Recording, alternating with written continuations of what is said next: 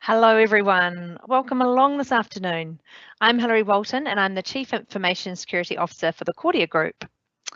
So this is actually our 6th online event of our Talking Tech series. It's a digital series we put together to help address some of the business matters and challenges that businesses are facing right now. And over the past month, we have been discussing key topics on things like cybersecurity, connectivity and cloud. And today's topic is actually about business resilience, so cyber resilience, and how to keep your systems up to date and protected. So regular patching of applications is a fundamental element of good cybersecurity practice. Yet, many businesses still aren't keeping up with the fixes or even the most well-known and exploited vulnerabilities. So recent news of high-profile vulnerabilities within SAP systems will leave many organisations who rely on these really common web applications to run their businesses exposed to a breach or cyber attack. So despite the risk, many organisations are still finding it difficult to actually take the steps necessary to make their apps secure. So with me today, I'm very pleased to be joined by Sam Pickles, the Chief Technology Officer of Redshield. Peter Bailey, GM of Aura Information Security, won't be with us today as he's unwell and getting some rest. However, Sam and I are really looking forward to this conversation about cyber resilience and patching things up. Okay, just want to remind you of the format for today. So we've got about 45 minutes and we'll spend the first 25 minutes of that discussing with Sam some of the important things you need to know about patching and some of the various solutions. And then also today we have a Q&A functionality. So in the second part of the event, we'll take some questions from the audience, and Sam and I really look forward to answering whatever questions you want to pose to us. So just be aware there is that Q&A functionality, and you can pop some questions in there as we go through the presentation. Also, we'll be recording today as we normally do, and so that means you'll have the recording sent out to you afterwards, which you can make use of as well. Okay, so the first topic or theme I want to sort of talk to you about and have a chat with Sam about is why patching is such a hard problem. You know, at the recent RSA conference this year, patching was still a big topic, and it's a wonder we still can't kind of get beyond that because it's such a basic hygiene factor for organisations. So it's an ongoing issue that organisations are still challenged with. It's very BAU. It kind of happens, behind the scenes, and largely goes unnoticed. And therefore, I think that's why, from my opinion, why it's so hard for organisations and maybe executives in particular to really see and understand the effort involved and also the value in it. So, what do you think, Sam? Why is patching such a hard problem? Thanks, Hilary. So I'd certainly agree that it is a hard problem. So I guess I've got two hats on in this regard. On the one hand, obviously we're a security vendor working in this space and helping our customers with this challenge. But on the other hand, also I have a dev team and we produce products, and I get to fight that battle every day internally as well. I think there's lots of different reasons why patching would be difficult, but some of the reasons that we would see are certainly around dependencies. So if you've got complex systems that have components from lots of different vendors, you might have cloud components provided by perhaps Amazon or Azure, but then you've got operating systems and you've got programming languages and you've got all the different tools that you use to put things together. And any one of those components being substantially upgraded can cause problems with others. And for that reason, sometimes it's not just a simple case of just apply every patch which is available all of the time when it becomes available, because you're balancing the risk that you can break things without sufficient testing, but you also have limited testing resource. So do you test things very thoroughly and wait before you apply a patch? Sometimes that's not appropriate because you're under time pressure for security reasons to get a patch out. So all of this adds up to, I guess, a complicated scenario which needs continuous attention and a lot of resource, and it's not always a simple case of just apply all the patches all the time. Some of the other reasons would be, I think that often when you've got software that you've substantially developed in-house, there is no vendor which is producing patches for you. And so you're balancing your developer resource between, do we stay up to date and support all the latest browsers? Do we stay up to date and support all the latest security standards? Or do we invest a lot in penetration testing, discover vulnerabilities ourselves and focus on fixing those? And so that, again, that's far from a simple case of just download and apply the patch. And often, again, you're balancing business priorities between availability and availability of testing resources, availability of systems, so not bringing things down by accident or even sometimes planned maintenance, and balancing the priorities of other business imperatives like releasing new functionality, entering new markets, or digital transformation, move all the apps to the cloud. Those are the types of things which are really fighting for budget and fighting for resource. So it's a relatively complicated area, and it's certainly not a simple kind of set of considerations. So I think those are probably the main things. Upgrading one thing's breaking another. That's something that we've seen a lot of recently. There's also, I would guess, in a lot of cases, because of the amount of transformation which is going on with moving applications into a cloud environment, often what you have there is replatforming and rebuilding of existing apps. Sometimes you then have to follow suit with the ways in which you traditionally alert yourself that a patch is actually required. So that would be vulnerability scanning, centralized patch management tools and agents running on servers, those types of systems that will warn you that a system is out of date.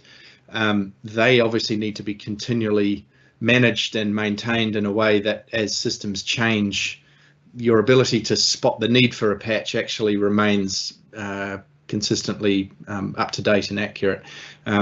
So sometimes even just knowing that you need to apply a patch can be a challenge as well. So those, I think, are probably the main things that make this hard. I think you're spot on, Sam. Like just even the number of different notices that come in from different vendors, like it is really hard to actually work out which ones to pay attention to and which ones not. What is actually going on within our system that I need to patch? So we know that there's lots of downsides of not patching, but can you share us what some of them might be from your perspective? Yeah, certainly. So I think that the obvious one is if you don't patch systems quickly, then over time the more and more vulnerabilities get discovered in a system. So the security community or the hacker community discovers a way to break into some system. The vendor responds by pushing out a patch, or the developers will push out a patch. Now, if you don't keep up with that, the system itself doesn't change, but methods get discovered to break into it. And so this is how things become more vulnerable over time. So if you look at a piece of software which is several years old and you go and search around on the internet looking for ways to compromise that software, you'll find a lot more opportunities for hacking than you will when you're looking at a brand new system where perhaps the security community hasn't had quite so much time to study it.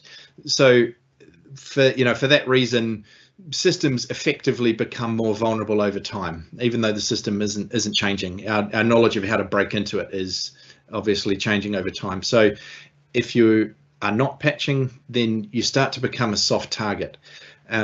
What we see from the threat traffic, so nature of our business is that we're partially responsible for mitigating vulnerabilities for customers and partially responsible for detecting and mitigating threats. And so we get to see the threats targeting the vulnerabilities. What I think we probably see there a lot of is threats which are quite opportunistic, and they're looking, there'll be for example a compromised server, or let's say some hacker's system on the internet which is just scanning around looking for victims. It'll have a couple of tools in its arsenal. Maybe it's looking for a weakness in PHP, or possibly a weakness in some commonly deployed piece of software, and it doesn't really care who it compromises. It's not targeting people because they're a bank or because they're the government necessarily. There's a lot of traffic which is just looking for that one vulnerability that it knows how to compromise, and it will do so very quickly. And we often see after a vulnerability gets discovered or announced, that very soon afterwards, usually within hours, that automatic exploit traffic will start quite quickly. And it's also quite smart in as much as it's able to use, those threats are able to use search engines, or they're able to actually access pre-existing databases of where all the likely victims lie, so that, you know, quite quickly a threat campaign can exploit a vulnerability across a very large number of servers. And so that the problem obviously with not patching and becoming a soft target is that automated threats can find you and compromise you quite quickly. And we're seeing also that time frame is starting to reduce. So organizations are under more and more pressure, I would say, to stay on top of patching, and becoming a soft target is eventually only a matter of time before a weak or exploitable system gets discovered and gets exploited. If you're lucky, that's in the order of weeks to months, you know, but in some cases it can be hours to days, and really just, you know, often just a matter of time. That's right, Sam. And you will have seen in July that torrent of really serious vulnerabilities that came through for organisations as well. I mean, if it's any consolidation for people out there, you know, even the most capable InfoSec teams around the world would have just been, you know, struggling with that onslaught of severe vulnerabilities as they came through. You know, and it's really rare that we actually see that many come through for so many critical enterprise systems. You know, attackers are really trying to find those quick wins when exploiting devices on the edge of the network as well, rather than through the web browser. So, for example, there was 5 new remotely exploitable bugs reported through Cisco VPNs and routers. One of July's Patch Tuesdays was particularly demoralizing. We saw Oracle with 284 flaws. And, you know, but the 2 vulnerabilities that were creating the most anxiety, I think, for InfoSec teams around the world belong to SAP and Microsoft as well. So, you know, within those 15 days of July, there was just at least half a dozen critical enterprise systems that had those vulnerabilities. So that, in an environment where ransomware is huge, you know, it is a big deal. So critical systems down, yes. Brand and reputational damage if that happens, yes. But also, you know, we need to think with the approaching privacy legislation changes, it could be more than just, you know, systems down and reputational damage. You know, they talk about the $10,000 fine from the Privacy Commissioner if there's a data breach, and that may not seem like that much, but I think what organisations have to consider is that it's $10,000, but with strings, because all of a sudden you're going to be publicly notified, and the reasons of, you know, what you did wrong or incorrectly in that particular episode will be made public. And then also there's the option for complaints to go up to the Human Rights Commission, where they have much bigger fines, you know, like, you know, hundreds of thousands of dollars and things like that as well. So, Sam, I'm interested, so how do companies do this well?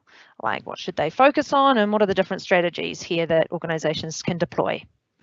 Sure. So I think we'll see, there are a lot of organizations obviously that do patching extremely well. I think especially sometimes you look at the shape of the organization. If you have a technology company which is largely focused around a software as a service application, there'll be plenty of developer resource focused on it. You can discover a vulnerability at 9 a.m. and it's patched in production by 10 a.m. There are other organizations where you've got a lot of third-party software, a larger number of applications and a larger number of public-facing services, but correspondingly a smaller developer team, and they tend to be not so much the actual technology companies or companies that are extremely focused on one or a small set of applications, but more complex organizations, often larger, older enterprises, or larger organisations which have, correspondingly more services to look after and not as many people to do it.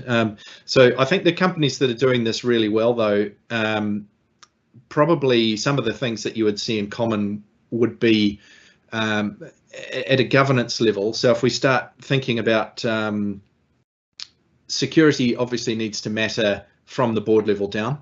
And sometimes, governance boards, traditionally not cybersecurity people, in a lot of cases, will need a lot of help and guidance to actually understand how to grapple with this issue.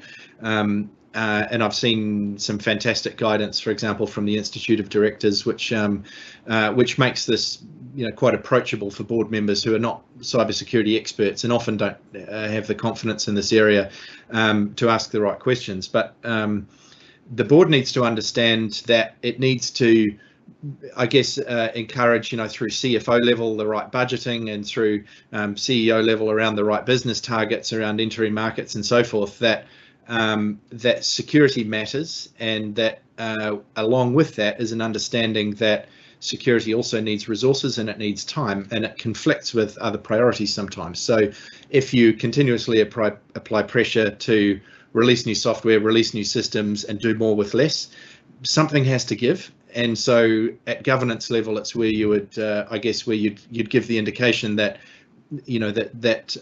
security breaches are unacceptable and security risk needs to be managed to a level that the organisation's comfortable with, in line with other risks.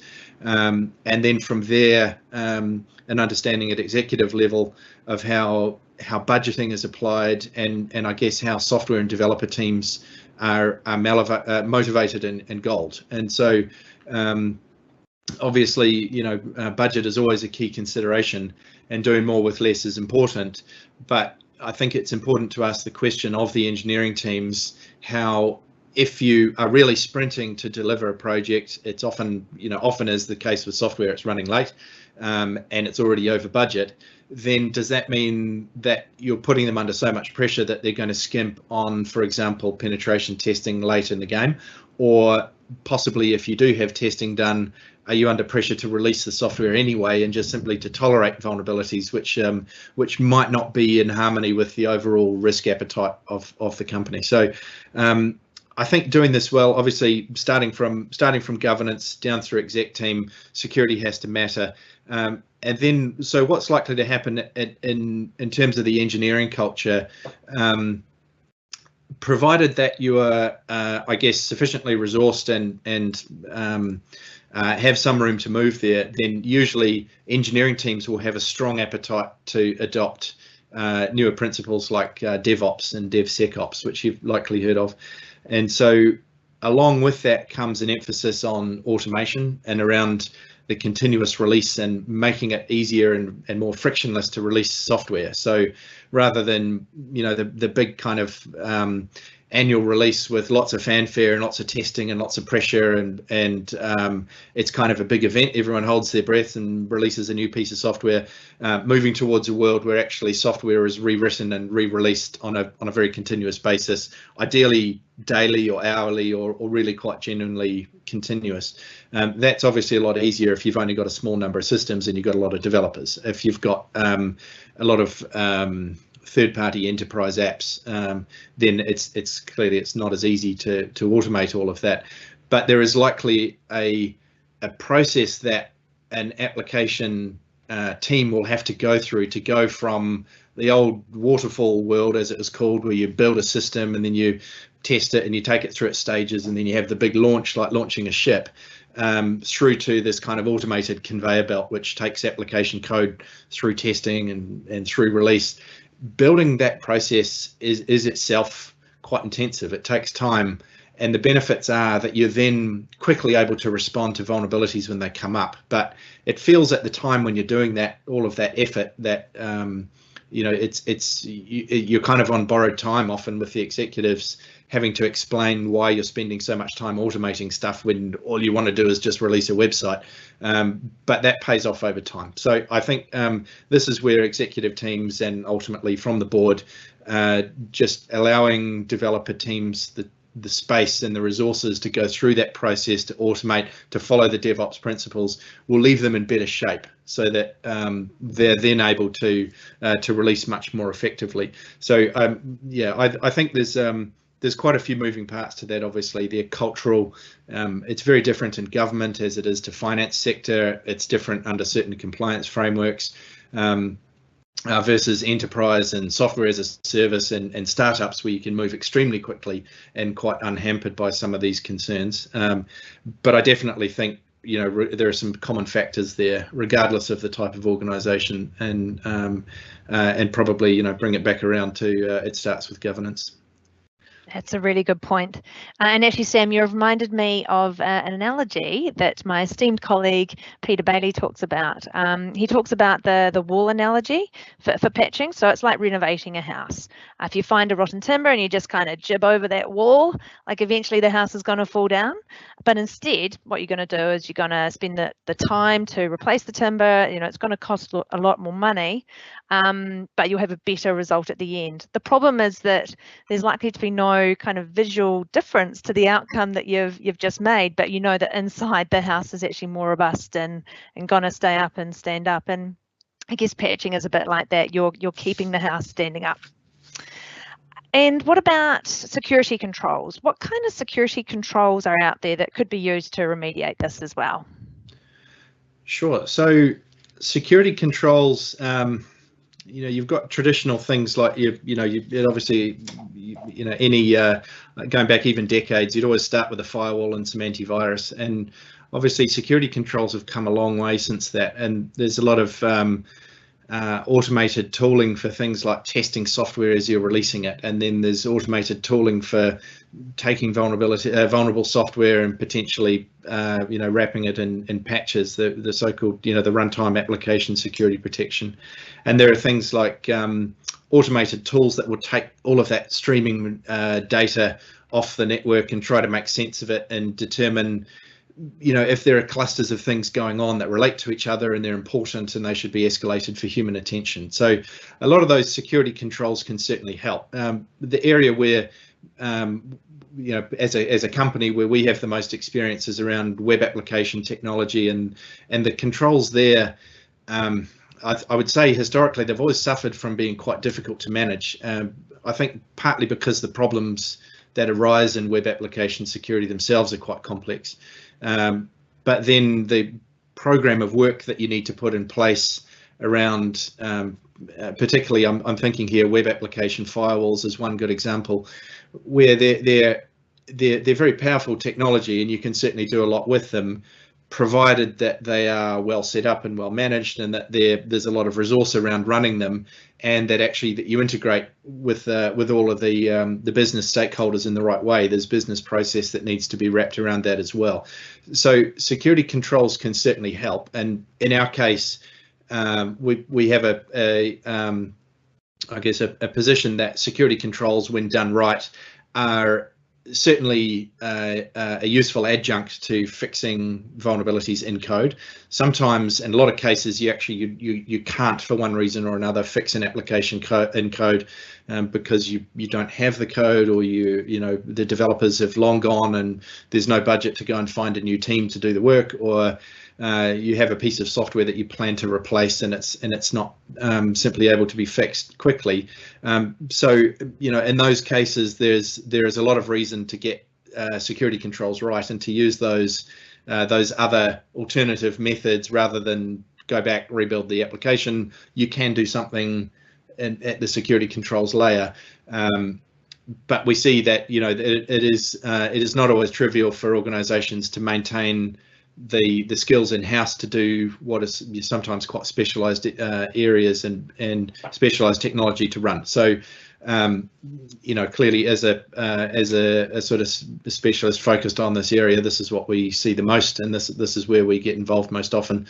But I do think that in recent years that security controls have come a long way in terms of their technical capabilities. I certainly think that there's a strong emphasis, I would say, in the tools and controls market around artificial intelligence, and I think there's probably quite rightly a degree of caution around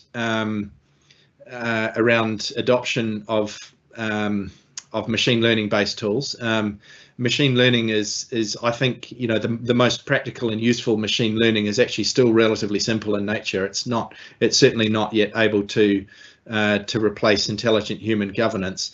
It is, however, able to make things much easier for a relatively small human team to achieve a lot of work, and it should be an extension of the human team rather than a replacement.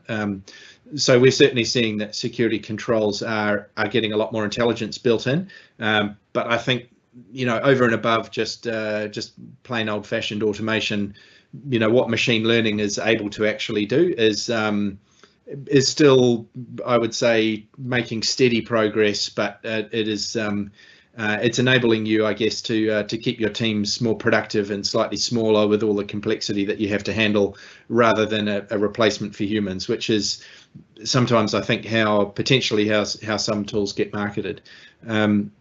So yeah, I think that's those are probably the main things that we're seeing in the tools market.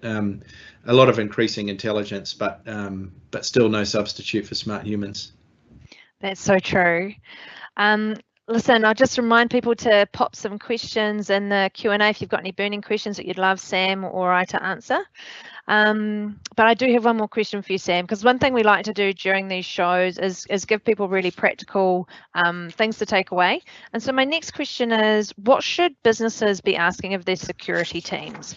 For example, one of the things that I report on a monthly basis is the metrics around the percent of systems unpatched. So I see that as quite an important metric for me to understand on our corporate and our mission critical systems, where are we at with patching? And obviously I'm looking for that to be like a really small amount of unpatched, or 100%. But that's where I can kind of see trends in terms of, what's going on with patching. Are we keeping up with it? How's it actually performing? And that gives me real visibility of what's going on. And then I report that up to exec as well. So, that's something that I think is a really good question for businesses to ask of their security teams. What's our percentage of unpatched systems? Have you got any ideas about questions you think they should be asking as well? Yes, sure. So I guess looking at the different levels, so I guess what could a board of directors be asking of the executive team? I suppose it would be, are we investing enough? Is there greater resource that needs to be put towards cybersecurity? Is there something that we could do differently? I think obviously you're always under pressure and there's not unlimited budgets, but just asking the question, are we cutting it too fine? And actually, I would say, do we broadly feel that our cybersecurity risk is well aligned with our general appetite risk as a business? If you're an incredibly risk averse company, but you're really kind of starving the IT team and ending up running old unpatched systems, is that actually really kind of concurrent with your risk appetite as a board? And so you probably, the board won't be in a position necessarily to understand what all these different the technical nature of what are the unpatched systems and what are these vulnerabilities and what do they mean. But do we have critically vulnerable systems attached to the internet today? Is it possible for someone to exploit us? Is it likely that somebody could exploit us if they tried? Or actually, if somebody was to exploit us, would we know? What would the impact be? Those are questions that even a non-security specialist can ask. And I guess for the executive team and perhaps down into more the engineering teams, the questions can get much more specific. And there, I think it is perhaps taking an auditor's mindset, which is show to me that all of our systems are continuously patched and up to date, and show to me that covers all of our systems. And so, okay, if we can't, the answer is kind of complicated. Okay, what's our roadmap for gaining clarity on this and getting our arms around it? And actually show me the actual risk register. So do we have one place where this would be output from scanning systems and output from penetration testing and other places? There'll be vulnerable systems in your environment that about, and sometimes that's okay if you've got an internal closed network. There's a system with a with some sort of weakness to it, but it's not exploitable. You're going to risk accept it. That's all right. But in other cases, it's not okay. You're not comfortable with it. You need a roadmap to replace it. But the answer can be, well, actually, we kind of don't know what to do with this. We're a bit stuck. I can't replace that system. I can't risk accept it. I don't have any security controls to protect it. So we just sort of, actually, we are a bit uncomfortable with this risk. And, maybe we need to workshop that together. And that can go back to, again, just to saying, well, okay, look, there's a level of risk that we're not comfortable with. Actually, we're going to need to free up some more budget, or possibly we need to bring forward that application replacement project, or we need to bring on more people, or we need to invest in a program of controls, tools, and other services. So yeah, look, I think those are probably the main points. Oh, those are great questions, really helpful as well. So I've got a question actually from the audience now. So Sam, we'll have a look at that. So the question is, what about the process of keeping third-party applications up to date? Thinking where a new version of something is released, but there's little appetite from the food chain to spend time testing and implementing this. In my experience, this can be persistent for ages, and it sometimes becomes very hard sometime later to upgrade from several versions back. How can we help our management team to understand these impacts? Have you got any thoughts on that one, Sam? Yeah, that's a great question, and I think it's also very easy for these sorts of things to get on top of you as well. And so I would say, look, as always, positioning security considerations, which are quite technical. If you're like me, if you're a techie, actually positioning things as a business case, there's a lot of translation required there, and you're not quite sure necessarily, how to explain things in a way that an exec team or a governance board will understand and will respond to. But at the same time, because it's hard to communicate, just sort of you end up, there's a danger that you can sort of end up sitting on things, and actually you're taking risks on the business's behalf that actually the business probably doesn't quite understand and probably would not be okay with. If you end up in tricky situations where you can't take your developers off a train of work because you're committed to certain release timeframes and your resources are doing what they're doing, everyone's agreed what the priorities are, and there's this thing over here which is this patch that we just can't get working, and it's resulted in some system which is actually exploitable, and we're not okay with that. But we have to have a hard conversation about, do I say, actually, what I'm going to need to do is probably delay the release of that piece of software by possibly weeks, take people off that and get them back to go and test this old thing over here so that we can get the patch in. It's kind of a fact of life, but you need everybody to buy into the fact that it's going to impact other things elsewhere. And this is where that conversation about priorities and about understanding that you're, as an organization, you have the amount of resource that you can afford and the priorities that you're given. But there are impacts that aren't necessarily always understood higher up the tree, and they need to be managed. It's very much a communication thing. I think if you've got there is possibly some cultural issues on the engineering floor where people don't like touching old stuff because it's not as much fun. I mean, sometimes people work on things that they want to, and that's possibly something to keep an eye on within the management level as well. Yes, interesting. The cultural elements always do pop up, don't they? And I hadn't actually thought of that particular one. And sort of following on from that, I've got another question here. So someone looking for some advice. So sometimes after a security patch, the applications have issues with the current environment. And in such cases, what's the recommendation? Rollback, which will have a security risk, or cost of application being down? It's a trade-off. That's a great question. Another one of these juggling risks, and you're sort of damned if you do, damned if you don't. So I think, and actually I've had this exact experience in some of our infrastructure quite recently, where there's a critical vulnerability that you have to patch for, but then it did cause a problem, and so we had to roll it back. So I think then in that case the focus switched a little bit from first of all, hands up to the business quickly, so that everybody understands that this occurred. And we're able to prevent that from having an impact on customers, but we're left with this, with a process that we had to roll back, which is always worth raising an alarm about.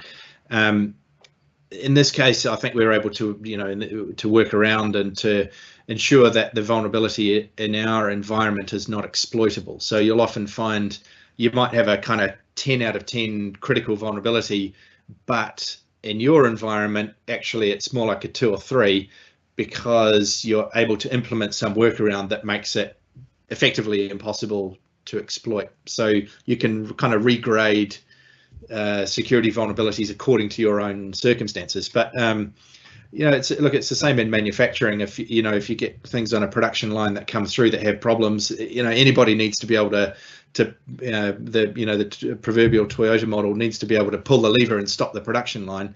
And sometimes that's just simply necessary. And look, hopefully for the audience member that's asked that question, hopefully that doesn't occur very often. But I don't know that there's a fantastic answer for this. You have to take it case by case. Depends on the nature of the app. Depends on the nature of the risk. Are you able to prevent the risk from being exploited in some other way? If it was exploited, could you detect it? And actually, is it completely unacceptable to the business? It might be your entire customer database, in which case, actually, in that case, you're possibly better to take the whole system off the internet, even though, as disastrous as that is, I mean, that might actually be the best thing to do. But the conversation with the execs about why the app has come off the internet, it probably needs to be a decision that's made as a group. That's good advice. Risk-based decision making at its best. Okay, I've got another good question here.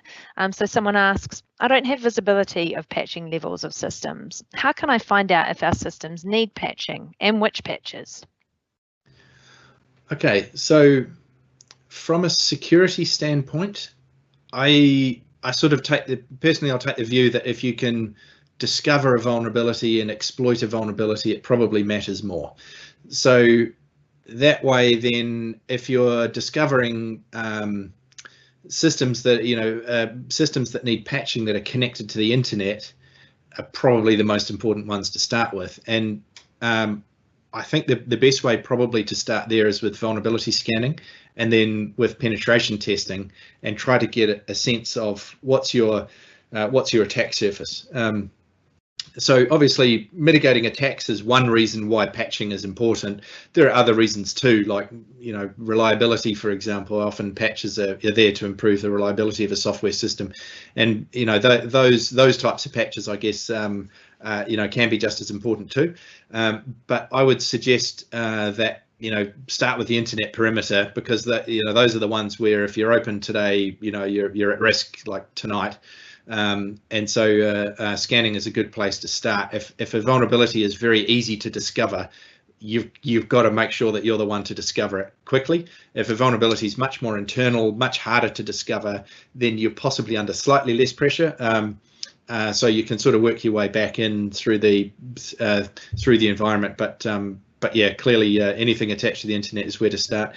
There are I think with all of these things, there are systems actually that you can go to. There's like managed automated patching systems. They tend to work very well for Windows or very well for Linux, and some will probably do many of the above. But it's not going to work for everything. It's not going to do your own code, for example. It's not going to do every type of enterprise application, and sometimes it just simply comes down to time, resource, and focus.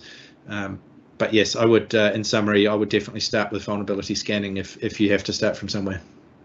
Yes, and of course, as you said, like there are, companies like Microsoft who have regular, patches which they're pushing out on a regular cycle. So you know when the patches are coming, and you can plan for them into your patching cycle and testing and processing them that way as well. Okay, all right, so we are coming to the end of the session now. So Sam, I'm curious, so at the end of these sessions, we like to give people sort of 3 key points to take away. What would be, the one that you would put forward for people to implement today? So I would say that probably the key takeaway for me would be, regardless of the organisation, regardless of your size, budget, and what your priorities are as an organisation, I think universally patching applications is difficult for everybody. I think the key takeaway for me would be that that security needs to start right from the top. The conversation needs to be raised at board level. As they say, put security on the agenda before it becomes the agenda. And then having raised, I think, security at board level, it's important to look at also perhaps some of the emerging trends in security controls, which might be able to come to the party in terms of doing things more quickly for you or saving cost. Fixing code is not the only way. But those, yeah, that would be the main point for me. Yeah, thank you. Those are good points. And yeah, I just want to echo those as well. Like measuring patching performance is so important, because you don't know how you're performing, then you can't manage it. And also elevate it as a risk if you need to as well. And if you have those kind of legacy apps that are really unpatched and have been for quite a while, then putting other security tools or controls in place, in place to protect you, even while you're sorting out what your plan might be, is really important. Okay, well, Sam, thank you so much for coming along today. It's been great to have you, on the show and speaking with you about cyber resilience and patching things up. Thanks, Hilary. And so for the next few Talking Tech events, we're in planning mode for those at the moment. But some of the topics that we're looking at include things like how to get ready for the new Data Privacy Act. So that's coming to effect 1st of December. We're also going to do a session around zero trust security as well. A lot of people are interested in learning more about what that is and the journey for organisations, so we're going to talk you through that. And then also we have the results of our annual cybersecurity market research survey coming up. So we conduct that with over about 350 New Zealand businesses to uncover cybersecurity perceptions within New Zealand businesses and kind of get to the really nut of what the perceptions are and how people are performing in that area. This is actually the 5th year that we've done that as well, so we're getting a really good trend of results, and it's a really useful tool for tracking trends and also uncovering sort of those attitudes to really important issues and challenges in the industry. So we'll announce the details and dates of the upcoming events shortly. And as you're registered in the series, you will get sent the details. So as always, if you've got any other colleagues that you'd like to attend, please direct them to the registration page. Otherwise, there'll be a link in the follow-up email sent out with the recording of today's event. So thank you all very much for coming. Have a wonderful afternoon, and I look forward to speaking to you soon.